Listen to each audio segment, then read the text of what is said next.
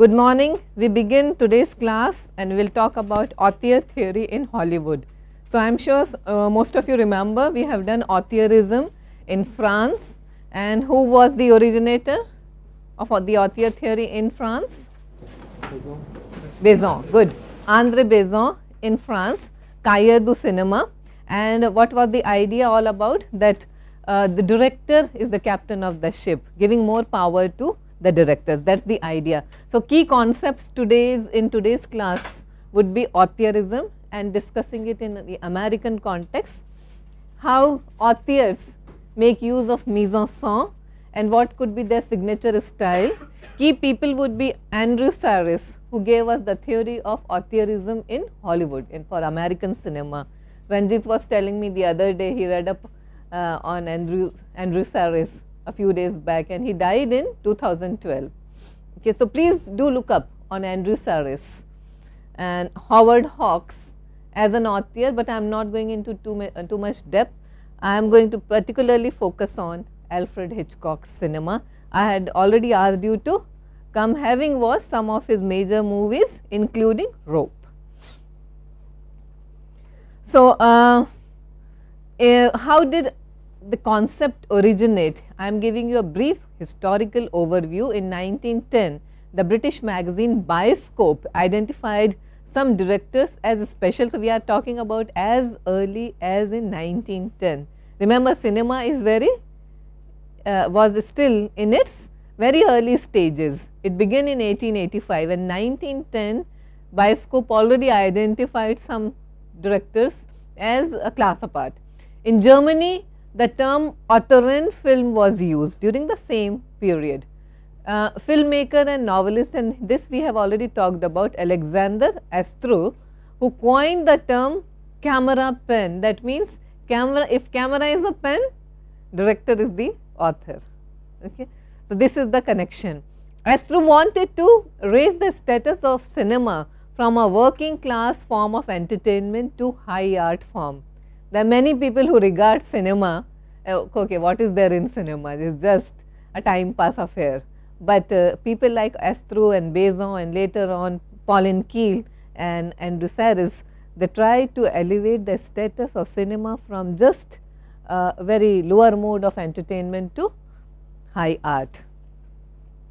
A word about Alexandre Astreux. Astreux's article La Camera Stylo, camera pen, stylo pen, 1948, called for a new language in filmmaking, and the upshot of which was that camera should be used the way authors use their pens.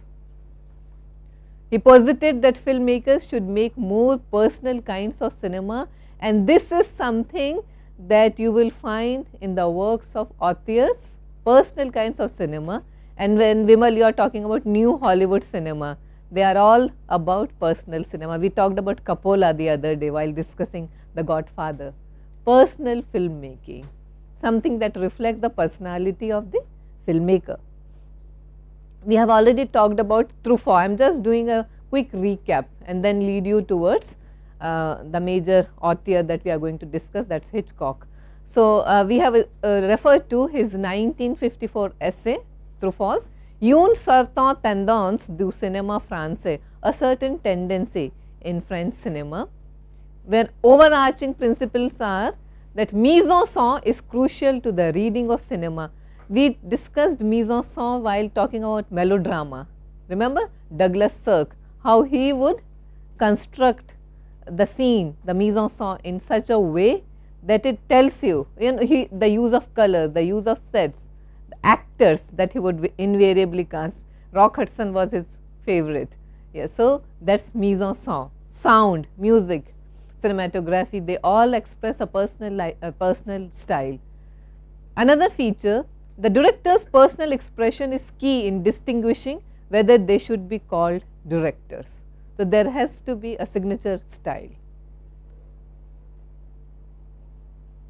So, those are the principles as posited by Francois Truffaut.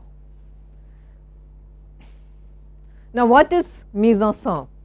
Most of you are already familiar with, and soon I am going to show you a clipping and you have to identify mise-en-scène. Okay? So, mise-en-scène, crudely put, identifies set design and props, the way certain things are used. In rope, which is the major prop? If you have watched, yes? Start of the rope, later it's the box in which you Chest. Yeah, chest. Yeah. So, chest is the major prop, and rope, of course. Yeah. Lighting and shadow. How various directors make use of. Watch Martin Scorsese, see the way he uses lights. Acting, and how certain directors make actors act in a certain way. For Hitchcock, actors were not very important. What did he call them? Actors are all the word cattle. Okay. Hitchcock used the term very boldly, cattle, for actors. He said that they are all alike. It's me who controls the movie. Okay. Costume and makeup. Mise-en-scène, in other words, is understood by the use of costume, makeup, set design, props, lighting within a single scene, and explains how these elements contribute to the narrative. So, it is very important to understand mise-en-scène. Think of some of our own Indian directors. Think the cinema of Satyajit Ray and how important mise-en-scène was in his films. Okay. A lady from an aristocratic household wearing bangles in Pather Panchali, this denotes something. Whereas you are shown the wrist, the naked wrist of the lady from a poorer section of society and juxtaposed together. What does it mean? Shows the class difference. Okay, so that's a very good example of mise-en-scène. So authors are different from metteur-en-scène. Metteur-en-scène are just those people who are hired to direct a movie. They are not authors. They put together a scene. Vimal, you know these things? Metteur-en-scène. Okay, so there is no personal style of a filmmaker. He is just, in other words, some person who puts together a scene. So the distinction between auteur and metteur-en-scène was introduced by Caire's critics. And again I am repeating myself, according to these critics, an auteur should necessarily display a distinct sense of personal vision, a signature style, a subjective style. Andrew Sarris, 1928 to 2012, he was the leading American proponent, a critic of auteur theory, who wrote for the Village Voice. Village Voice is a magazine, is a kind of a very important newspaper. So, director is the sole author of his work, that is what he believed in. And this is regardless, and this is very bold now, this is very forward, this is regardless of the contribution the writers, producers or actors make. And new Hollywood, again we are gearing towards it. Now next classes onwards we are going to start with a reading of new Hollywood cinema. So I urge you to come having watched Bonnie and Clyde, Chinatown, American Graffiti by who? Good, George Lucas. Easy Rider,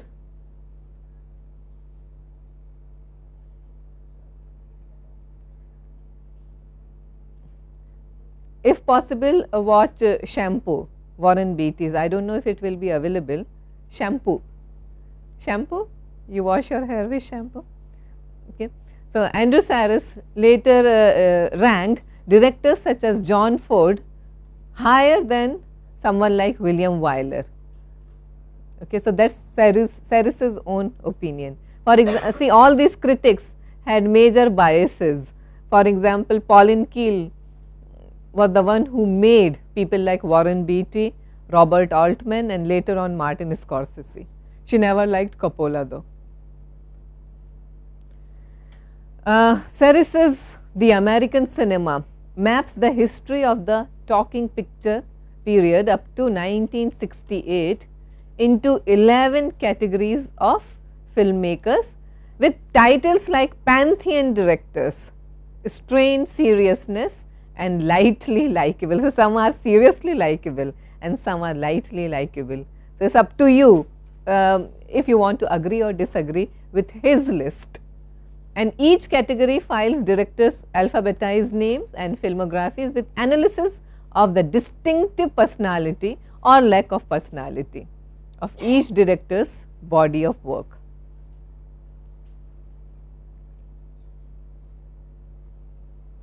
Saris is also known for constructing 3 concentric circle, and this is an auteur theory model, and outside on the outer circle you have technical competence followed by personal style, and at the core of each author is an interior meaning, a core thematic concern.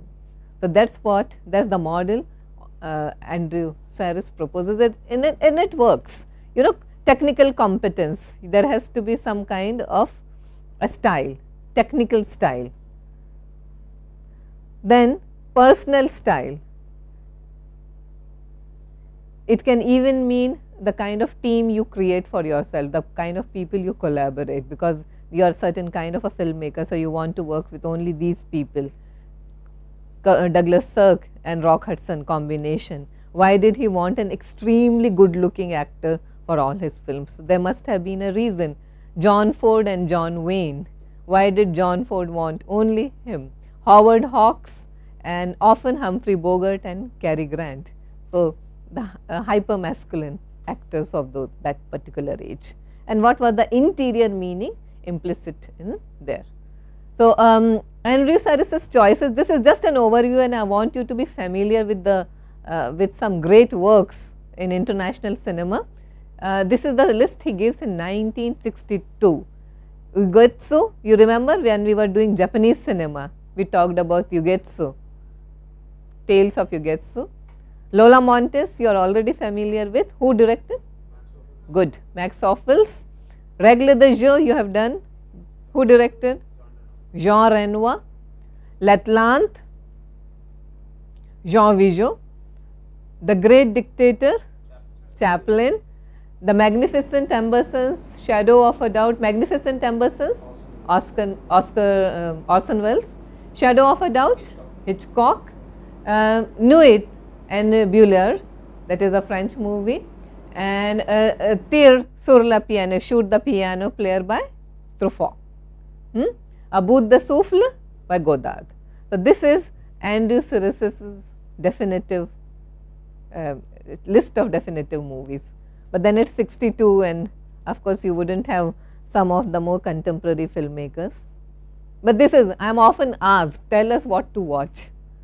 So, this is how canons are created. Remember, we have already gone through the process of creation of a canon. So, this is a canonical list. If you want to understand cinema, go through this. See if the movies that you are doing, they have echoes of these films. It is important to understand.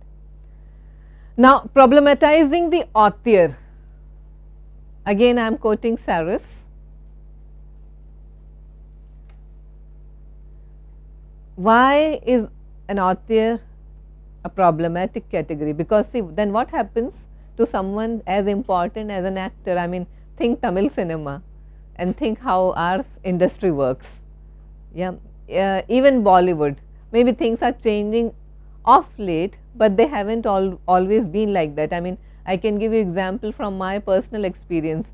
There was a time during the late 70s and 80s, anything starring Amitabh Bachchan would be a mega success regardless of the product, the quality of the product.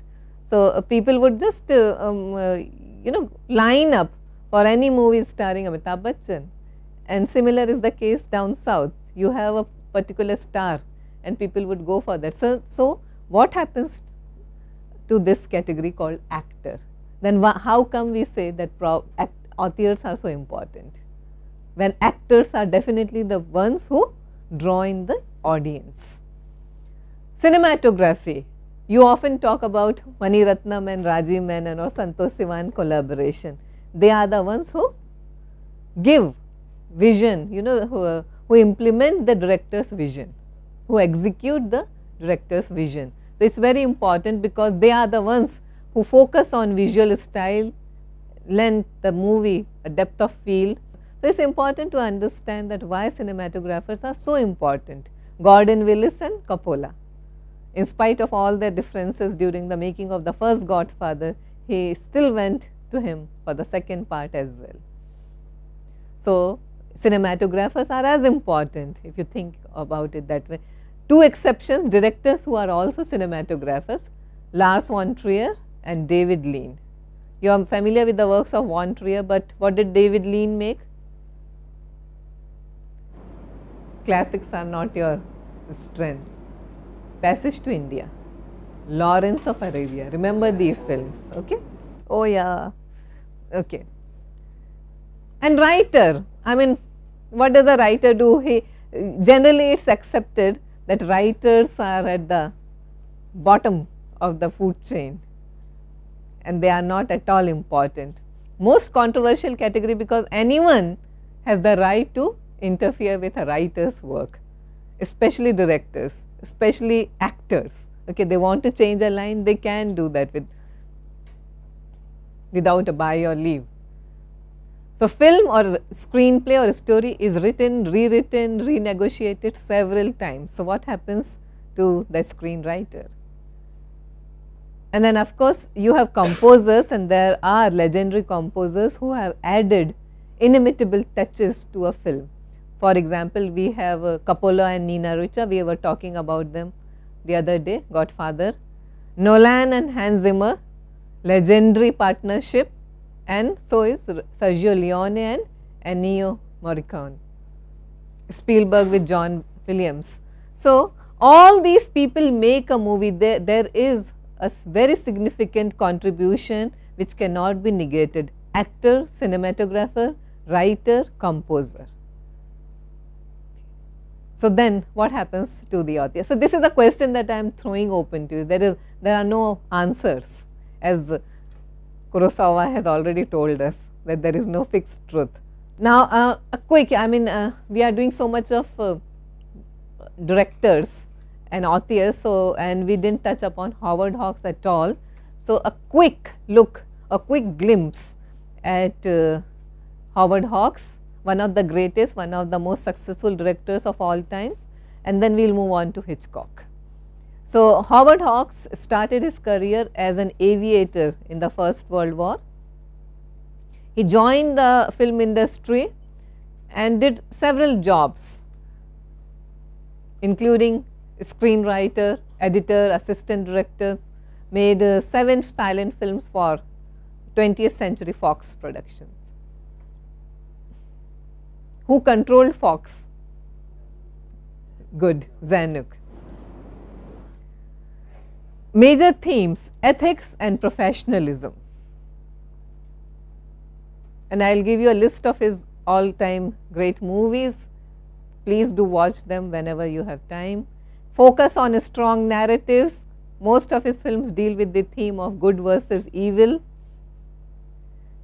William Friedkin, we often talk about him, Exorcist and the French Connection, and he once met Howard Hawks, who was already in his 70s, and Howard Hawks gave him just one tip that in most American New Wave cinema, I don't find the good and evil. There should always be emphasis on the good versus evil. And one reason why all after the initial successes that most American New Wave directors met with, there was a time after when they started just flopping. Most of their movies bombed, and the entire New Wave counterculture movement, it came to an end by the late 70s, early 80s. Okay. And after that, you have been talking about the resurgence of the new Hollywood period after the 90s, post 90s. Okay. So, that is another story altogether, but there was a time when stories focused only on good versus evil. Schwarzenegger, Stallone, there is an enemy, there is something. So, there is a strong, Hollywood cinema, conventional cinema always goes for the good versus evil narrative, and that is what Howard Hawks advised William Friedkin to do. And his plots always offered a strong closure in the tradition, in the great classic tradition of classic Hollywood cinema. Major films, Scarface, and this is another name you should be familiar with, Ben Hecht. Many regard him as the greatest screenwriter of all times. If you look up Sid Field's screenwriting or 4 great scripts, then you have to then you will come across Ben Hecht's name figuring very prominently in his works. Scarface, directed by Howard Hawks and produced by the great Howard Hughes, the aviator. However, the movie was so controversial that Hughes had to withdraw the movie from circulation for several years, and it was not available till Hughes' death in 1979. There must have been some censorship issues with it, and Hughes had to withdraw the movie. Some great movies by Howard Hawks: The Road to Glory, one of his earliest ventures; Bringing Up Baby, Cary Grant and Katharine Hepburn; His Girl Friday, again with Cary Grant; The Big Sleep, based on Raymond Chandler's novel by the same title, starring Humphrey Bogart and Lauren Bacall; Red River is a western, John Wayne and Monty Clift; Gentlemen Prefer Blondes, Marilyn Monroe; and Rio Bravo, again with John Wayne. And Rio Bravo happens to be a favorite film of many of the new wave Hollywood filmmakers and also of Quentin Tarantino. Okay, any questions now here? I want you to watch a clipping from Rope, discuss the mise en scène. This is the opening title sequence. Observe that it is based on a play by Patrick Hamilton, and then it was adapted in a screenplay by Arthur Lawrence. Okay. Comments. Music, the opening, think of the way the movie opens and then what it leads you into. Okay, so typical Hitchcock style. What is it telling you? It's a, when the movie opens, what scenes do we see? Street scene? Yeah, but the elite market area. Okay. Cantilever, the comedy on the road. Okay. What else? The calmness. The calmness. Okay. What else? A lady pushing a stroller down the street. It's a normal regular day, just like any other day. By the time the titles end, we also see a policeman helping 2 children crossing the road. That means it's a very normal kind of a society, very peaceful, harmonious, and then this is juxtaposed. And why is David killed? For no reason. It's just an experiment, a social experiment, a Darwinian experiment, survival of the fittest. And they, on a good day, they find, on a very ordinary good day, they find a friend of theirs who was the most apt subject for this kind of experiment. They do not have any hostility, there is no reason for committing this crime. You understand that? So, that is Hitchcock, okay. Juxtaposing something two very radically opposite scenes and bringing out the difference. It is an ordinary day, ordinary human beings are doing their business, and then you have 2 people who think they are extraordinary and they have every right to kill a fellow human being just because they want to carry out this kind of experiment. And we are also told later on, if you have watched the movie, which is the philosophy implicit in the movie? Nietzsche's idea of Superman. Okay, there is a Superman, okay, not the Superman, the superhero Superman, but a a being which is intellectually and culturally superior to other beings, and that is Nietzsche's definition, philosophy of Superman. Darwin also says the same thing, that it's the society is based on the principle of survival of the fittest. What else did you see? The music, it leads you into something. Okay, so from something very, giving you the ordinariness of this day, it takes you into something more sinister. That is the kind of music. Now let us talk about the set and the props, most important.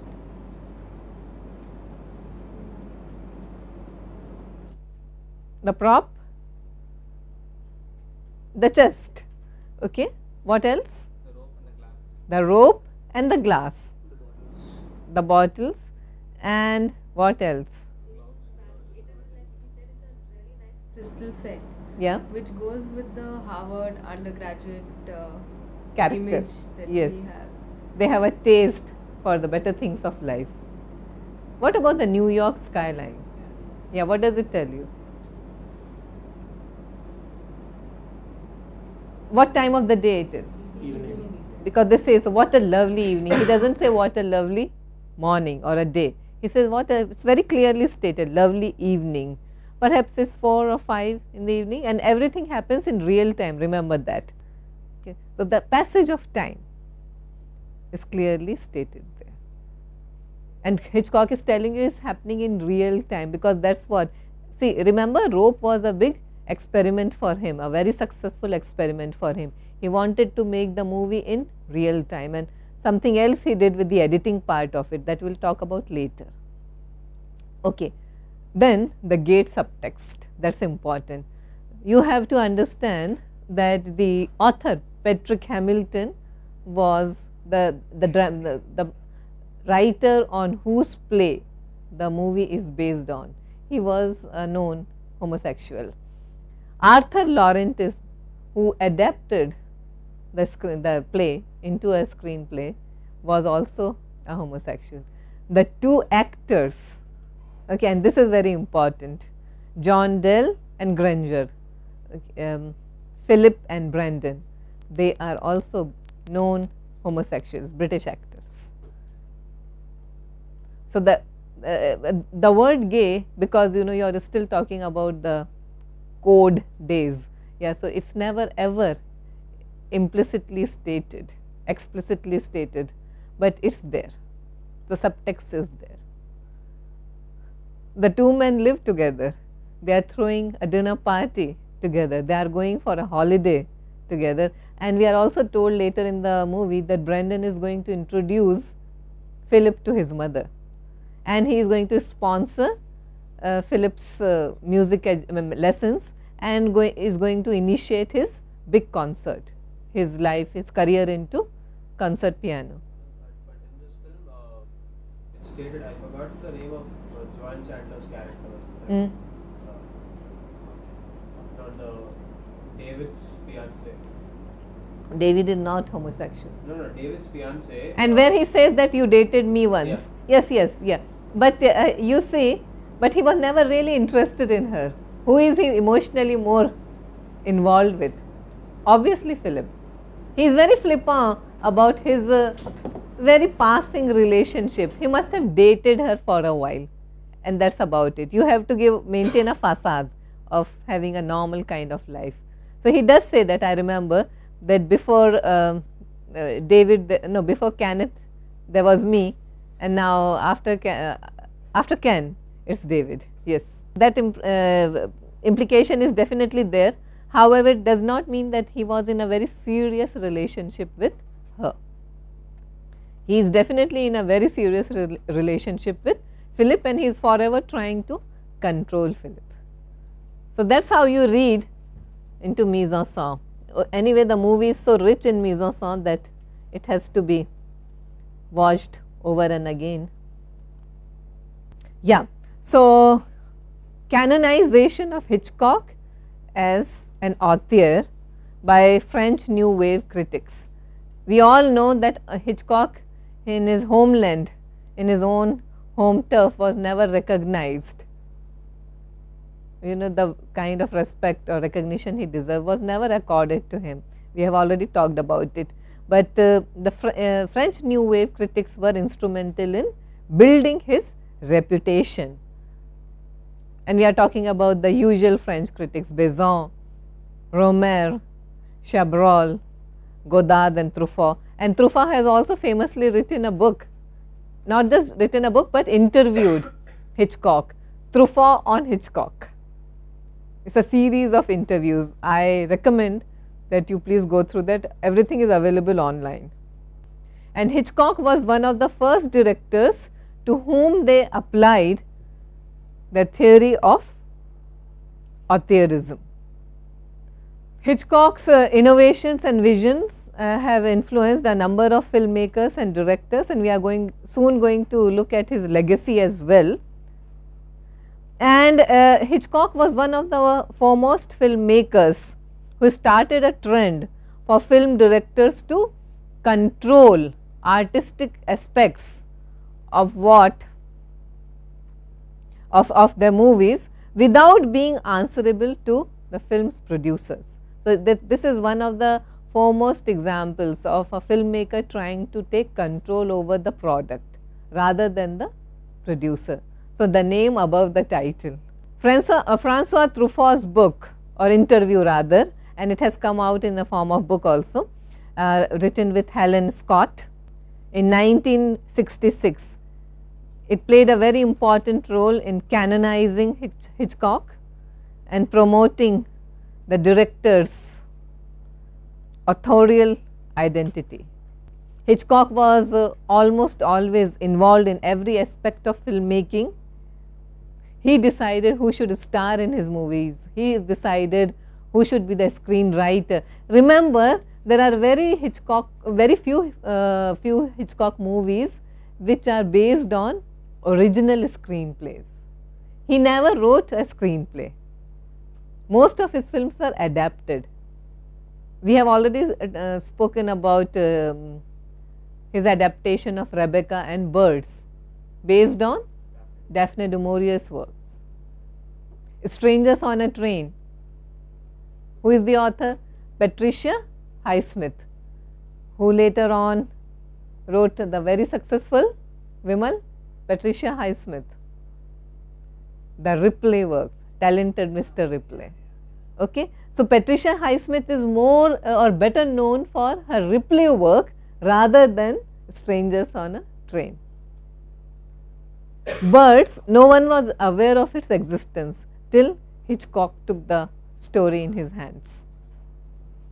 So, he would develop the screenplay, but would it is very doubtful whether he actually wrote an original screenplay. Also influenced the soundtrack and the visual style. And if you look at a still one of the posters of Psycho, then you see where else would you find director's picture so prominently displayed on the poster. And what is it telling you to do? Be on time. Okay, don't be late. That's Hitchcock telling you what to do. Okay. And no, I mean it was never done before Hitchcock. A director displaying his own photograph, splashing his photograph all over the posters. Otherwise, we have seen how star dominated the entire situation, the scene was. Again, look at this is a poster from Rear Window, and you have Hitchcock. So, this is Hitchcock's Rear Window. So, if you could digest Psycho, then this is going to be more nerve rattling. And then here you have Rope, which says that nothing ever held you like Alfred Hitchcock's rope. So, you see, this is Hitchcock holding you. I am the maker, I am in control. A very clear and strong message. Some of his most accepted aesthetics, features of aesthetics, invariably making a cameo appearance. He is there. Is he there in Rope? He is one of the people crossing the street. Mise en scène, known for mise-en-scène. Vertigo today is associated with the color green, and if you watch the movie, there is so much of green and red in the movie.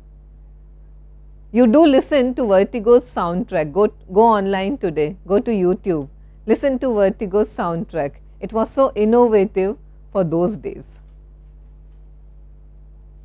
All those electric instruments, unheard of those days.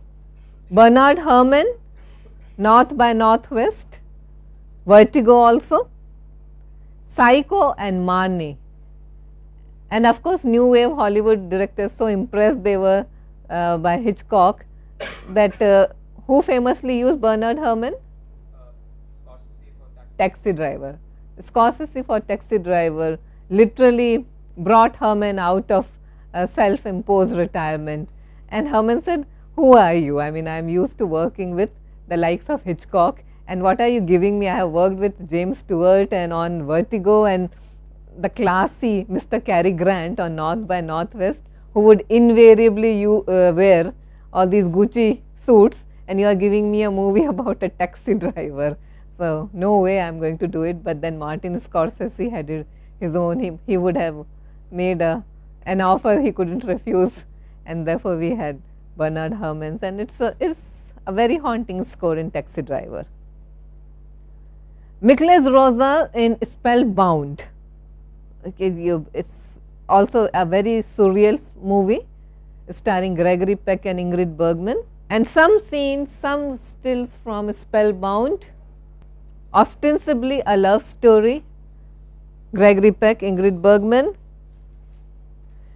and in this movie he collaborated with the surrealist artist Salvador Dali and created that famous dream sequence where hero is being psychoanalyzed. And I am not going to be a spoil sport, I will not tell you why the hero is being psychoanalyzed and what's the how does the movie end, but here in this particular still you can see very surrealistic close-ups of an eye, dream state or dream-like state.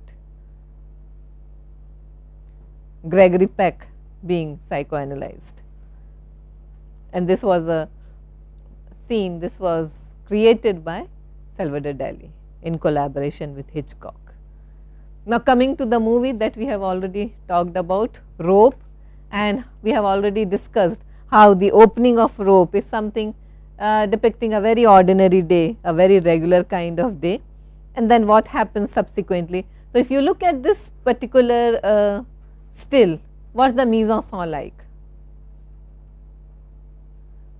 Setting the dining table, but what's the dining table?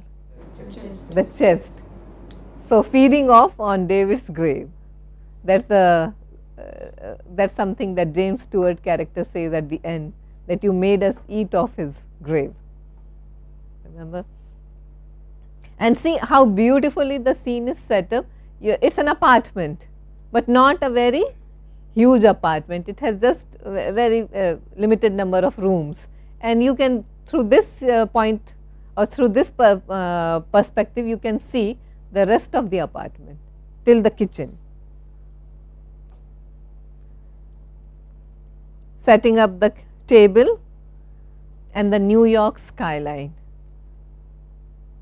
and as the day closes you can see the skyline also getting more and more darker and the lights coming up. And it was not, the movie might have been, it gives you the impression that is shot in real time, but of course Hitchcock constructed this set. So, it is not the original New York skyline, remember that, it is a set, and it must have taken him a huge amount of resources and effort to recreate the New York skyline. Metonymy as mise-en-scène, several times you see close-up shots of hands. This is of course James Stewart, this is the one of the climactic sequences where James Stewart comes with this rope. When does he come up with this scene, with this rope? While they are preparing to go yes, place, and he comes back again. Yeah, and this rope, as we are told, it has already been given away to David's father. He has bought some books from Brendan, and Brendan very sadistically ties the books with the same rope with which he has killed Mr. Kentley's son, David. And James Stewart, when he returns to the apartment under the pretext of retrieving his cigarette case, he brings this rope, and that's the thing that gives away the entire game, because Philip, who is already at the edge, now just completely crosses it and confesses that yes, we did it. That's Hitchcock in the background. He is not just the person who crosses, but you can also see his face all lit up by the neon lights. Okay, so that's one instance of very innovative use of mise en scène. And then this is something that I often refer to, the kiss in Notorious. And we are told during the Hays Code, the maximum length duration of a kiss was 3 seconds. Okay, so 3 seconds, but what they did was to splice the long kiss with snatches of dialogue, with pieces of dialogue. So actually it's a 30 seconds kiss, but then it's broken into several parts. So that's a kiss between Cary Grant and Ingrid Bergman. I think this movie is also referred to in Rope, remember? David's aunt, who is one of the guests, and she says, I just watched a movie with Cary Grant and that Bergman woman, and it's, what is it called? She says something, that's something, yes, that's Notorious. The long take in Rope, and now this is something that all of you should understand very clearly, because this is the way Hitchcock played with the conventional ideas of editing. Okay, what did he do? Okay, so Rope is seen as a denial of the standard conventional traditional editing process, a kind of negation or repudiation of its importance and power. Generally, editing means having several shots and takes, but here there are lengthy takes. And did you notice anything unusual in the editing of the movie, if you have watched the movie, the way it's edited? While I was watching the movie very recently for this class, and I just thought what's going, because I had long take sequence in mind. Did you notice anything unusual? There's an illusion of the movie being continuous shot. It's not an illusion, it is continuously shot, not the entire movie, but it has long takes, 10 to 11 minutes, okay, which is very unusual. But I am talking about an unusual scene in the movie, which gives you an impression that this is not something which would happen in a normal movie. The camera takes you behind Brendan's back 2 times in the movie, and his blue suit fills up the screen, and you wonder why is he doing that. It's just he's trying to, he has cut the shot, he has cut the take, but he doesn't want the audience to note that. It's an experiment that works. Okay, so at the same time, the presence of the cut, despite his illusion, he gives an illusion, as Vimal rightly points out, that it's not actually the entire movie is not actually shot in one long take. There are cuts, but he gives the illusion, and this could be seen as the definitive test and proof of the very centrality that Rope seems to deny. We will continue with our Hitchcock. Thank you very much.